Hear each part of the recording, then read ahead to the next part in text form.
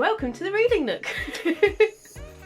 So here in this little segment on my channel is the Reading Nook, where we are reading A Cat's Chance in Hell by Sharon Hannaford at this moment in time. So make sure you've got your drinks and you're good to go. Without choking on your drinks, of course. So I'm going to pop up some pictures of the canvases that we've worked on so far, and all details of current projects are in the comment section below. Big shout out to Sharon Hannaford. Thank you so much for giving me your permission to read this on my channel. It's been great fun, especially the accents. I'm so sorry. As you saw at the start as well, there's a warning. It's for mature audiences, so please, no kids. But other than that, I hope you enjoy. Bye! Chapter 16. What? Gabby and Carl asked in synchronized confusion. A Damphir? Julius repeated slowly. What is a Damphir? She asked carefully, enunciating the unfamiliar word. It's a creature from vampire legend, bit like the vampire equivalent of a yeti. Julius suddenly broke off when he saw the disbelieving outrage on Gabby's face and rushed on to explain.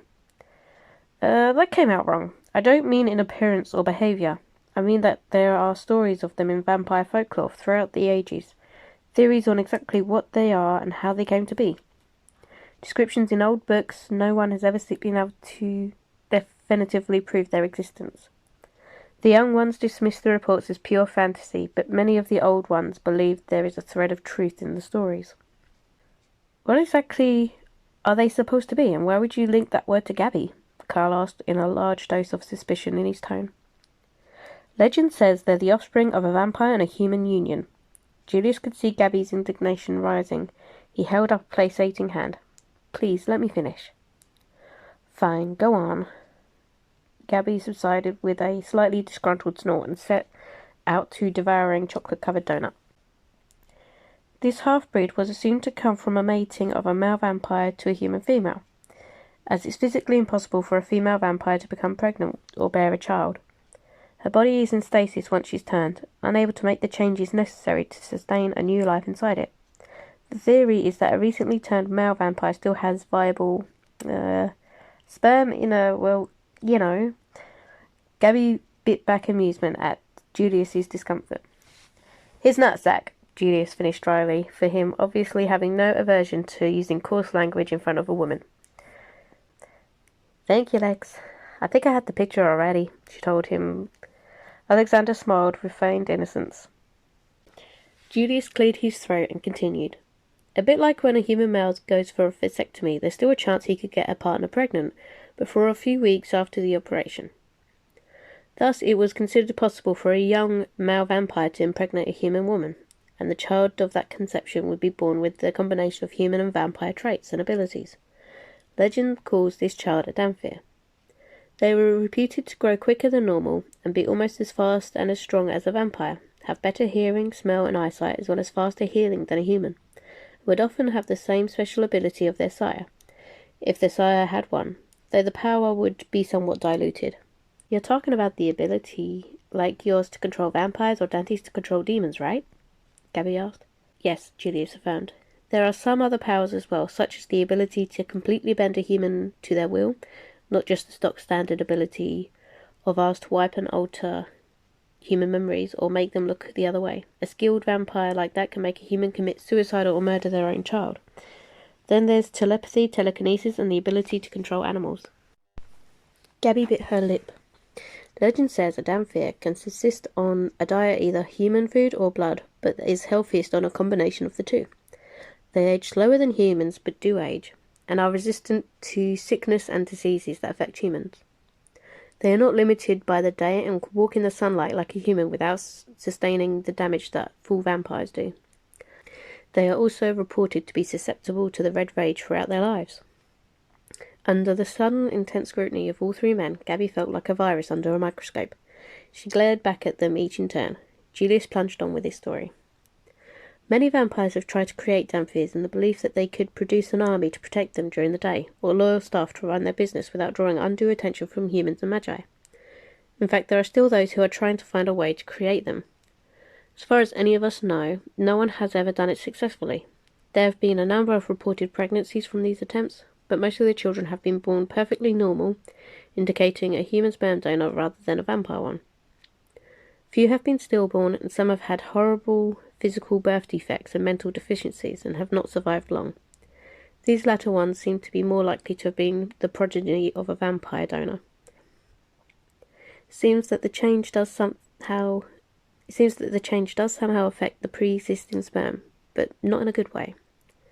Julius paused and Alexander took over the story. So for decades there's been speculation on how else a Danfer could be created. Within most myths and legends there is a kernel of truth. You know the old adage, where there's smoke there's fire. I know you think you've found the fire, Kyle said in a flat voice. Gabby, Julius said softly, do you know the circumstances of your conception and birth? What gave you your unusual abilities? If I knew and I told you, what would you do with the knowledge? She demanded, her eyes narrowing suspicion. Would you try and create an army of Danfers? Would you go around doing horrible things to unwilling human women? Julius leaned forward and looked her straight in the eye. I swear to you, we wouldn't do anything like that. We need to protect this knowledge. Keep it from others. Not all vampires have the same moral code that we do. This is part of the reason we have to have the facts. We need to be ready and able to spread disinformation about your abilities and your birth. It's only a matter of time before someone else questions your vampire-like characteristics and works out the truth like we have. Would that make other vampires more likely to try and harm or kill her? Carl asked. No, Julia said without hesitation. You need to understand that if she is what we think she is, then she is our version of a holy grail. Everyone would want to possess her, especially the oldest and most powerful. He looked pensively across at Alexander. This is going to complicate things. Not if we can keep it quiet, Alexander disagreed. We have to keep it quiet. It means we can't let any of Dante's entourage leave the country, Julius said in a deadly serious voice. They must never get to report back to the precepts. Cold shiver of fear trickled down Gabby's spine at the fervency in Julius's voice when he said never. All right, Gabby said suddenly. Order us some pizzas and I'll tell you. While Carl placed an order for their pizza and went to tell Gregory about the delivery, Gabby began retelling the story as she'd heard it from Byron. Gabby reiterated that she'd only heard this story third hand. Her mum had always been reluctant to talk about it with Gabby. She recounted her mother's attack in the alley and how she'd swallowed a large quantity of the rescuer vampire's blood, while she was only weeks pregnant with Gabby. The two vampires were enthralled. They seemed unable to get over how simple the answer to their mystery turned out to be. Julius questioned her about the two vampires involved in the incident, but she didn't have much to tell him. Her mum had been the only one to clearly see both vampires. She wasn't talking about details to anyone. The rescuer vampire had apparently been sturdily built with dark brown hair and a beard and a moustache, but that was as much as her dad had told Byron. They had hoped to see him again one day to thank him for the rescue, but he had never come across him after that, and assumed he'd left the area. Then she described her birth and early years through Byron's eyes, briefly, as there wasn't much of noteworthiness in the early years. Pizzas arrived then. Gregory came in holding them at arm's length as though he was carrying a box of live rattlesnakes, and deposited them on the table in front of the non-vampires with a repulsive shudder. Julius dismissed him with an amused grin, and Gabby wasted no time opening the offering and shoveling mozzarella and parma ham-laden slices in her mouth ravenously. Alexander and Julius curbed their impatience for the rest of the story and began throwing names at each other in an attempt to identify the vampire who'd rescued her mother and who would ultimately be considered her sire. They seemed to know a lot of vampires. Carl ate slower than normal. Uncharacteristic disquiet hung over him, like a persistent rain cloud. Gabby cleaned her hands and mouth with a napkin and downed a can of Coke before continuing. She moved on to the years when her differences started showing up. Much of her story was from her own memories, but she also filled in things Byron had noted. She relayed everything about the amazing connection she had with animals, as well as her enhanced senses, and the weird ability to sense vampires and other supernaturals, and when someone was using a supernatural power. She told them about her incredible, by human standards, physical abilities and growth spurts. Then she paused for a moment, a little uncertain about telling them this next part. but then she realised that Julius may actually be able to explain some of her abnormalities. His input may enable her to finally solve some of the mysteries of her own body. She drew a deep breath and plunged on. As I reached puberty, my non-human abilities increased enormously. All the usual stuff, just enhanced. Then the negative stuff started to happen. My appetite became erratic. I started suffering periods of trembling and weakness in my muscles. My temper was always only a spark away from igniting. She glared warningly at Carl as his face lifted in a sardonic grin. And I craved sugar all the time. My mum eventually gave up trying to feed me normally and allowed me to eat whatever I wanted. But the symptoms only got worse. Then there were days I couldn't get out of bed. Finally, Byron took me to a doctor he could trust. This guy wasn't a member of the SMV, but he helped out when he could. It was much easier back then to get blood tests done without anyone knowing who they were for. So they took a chance and sent them to a regular laboratory. The test results showed severe anemia in an unusual high antibody count and several other abnormalities. And the anomalies were so pronounced that the doctor had to make up a story about the blood being contaminated to stop a panic at the laboratory. You'd have to ask Byron for the exact details of the anomalies. Medical stuff goes all over my head. We've pretty much been working on controlling these symptoms ever since. I need large doses of iron on a regular basis, and my blood sugar levels never quite seem to stabilize. My metabolism seems to run at hyperspeed, chewing through energy like a shark through sardines, hence my unwomanly appetite. As a teen, I was obnoxious about taking my iron pills, so Byron eventually found a pharmacist who devised a way to make lollipops containing the iron supplement. They satisfied some of my sugar craving at the same time, so I gave in and ate them. It's become a habit now, and Byron still has the lollipops made up for me. I think he sneaks other things into them, but I pretend not to know, she said with a rueful smile.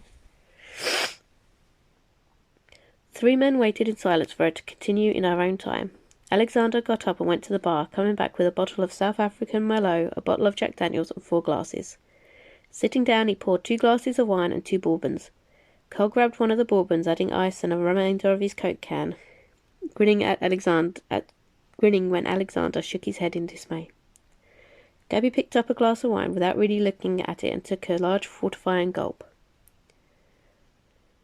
There's also an odd problem when I get injured, she finally continued. For 2 or 3 days after a serious injury, I lose a lot of my extra speed and strength.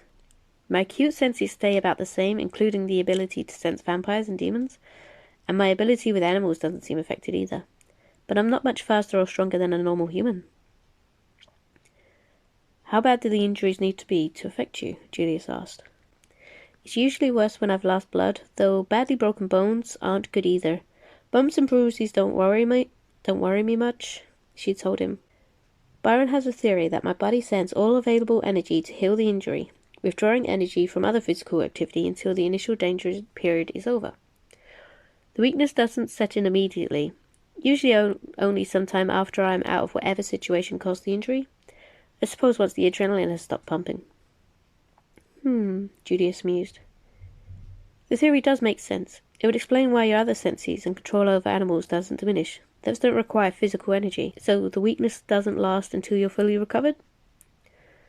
No, usually only a few days at most, she answered. You obviously heal faster than a full human, but nowhere near as fast as a vampire or werewolf. Is there a norm to the time it takes you to heal? Carl lightened enough to crack a smile at that question. Sore point, he drawled, grinning at Gabby. She hates that I heal quicker than her, and has far less downtime and rarely need hospital treatment. Pisses are off to no end. Gabby growled at him, looking around for something to throw. Fortunately for him, there was nothing close at hand.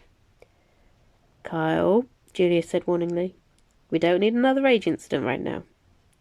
Right, sorry, Kyle replied in mock contrition. She does heal quicker than normal, though. Usually Ian, our resident doctor, works on about 1/3 of the time it would take to take a full human to heal. But if she doesn't rest and eat properly in the first few days, it could take longer. And I'm pretty stubborn about resting, he said with a resigned glance at her. She gave him a sarcastic pretense of a smile. And the rage? Alexander asked. Has she ever been in that kind of rage before? No, both Gabby and Carl said emphatically. I mean, she loses her temper on a regular enough basis, Carl went on. Sorry, Gabs, but you know it's true, he said with a brotherly smile to a narrow-eyed glare. Then he turned back to the others. But she's never gone to the degree that you're talking about, and I've never seen her eyes turn red or anything. Not even a fight with the demons.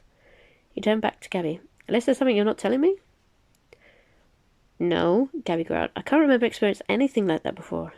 I've never been so angry that I've just lost control of my own actions. That's interesting, said Julius. I wonder what triggered it now. There must be something that's changed to make you susceptible to the rage. I'll give it some thought, now that I have all the pieces of the puzzle. Alexander and I will also have to discuss what information to allow to leak to explain your abilities. Fortunately, many of them could be explained by a regular intake of vampire blood.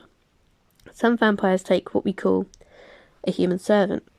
This human will serve the vampire in many ways, often including feeding the vampire, and in return the vampire will share blood with the human. Not enough to change them, but enough to ensure that they never get sick, they age slower, and they heal quicker. They also get enhanced speed and agility and strength, and heightened senses. He glanced at Gabby. Your mother would have experienced some of these after she ingested the vampire blood. Gabby nodded in agreement. Byron had mentioned something like that. Julius continued. The effects only last a few weeks, so regular intake is needed to maintain them. I think this is a good basis for a story about your abilities. Alexander and I will throw some ideas together and come up with a feasible story and pass it by you and Carl. You could also discuss it with Byron before we let the red herring cat out of the bag, he said with a small smile. But you also need to understand that it is important to keep the extent of your ability with animals and your vampire sense as quiet as possible, even amongst my clan members, and especially from any non-clan members. My immediate guard and my household staff I trust with my life, and so with yours too. But beyond that, anything is possible. Dante has already infiltrated my clan, so it's impossible to know who else we can trust with this. He turned to Alexander. You need to make sure that the story of the Red Rage doesn't filter through the rest of the clan. Go and speak to the guard now, as well as to Gregory and anyone else who was in the house. I'll reinforce the order later. Alexander gave a short nod, knocked back the rest of his drink, and rose gracefully to do Julius's bidding.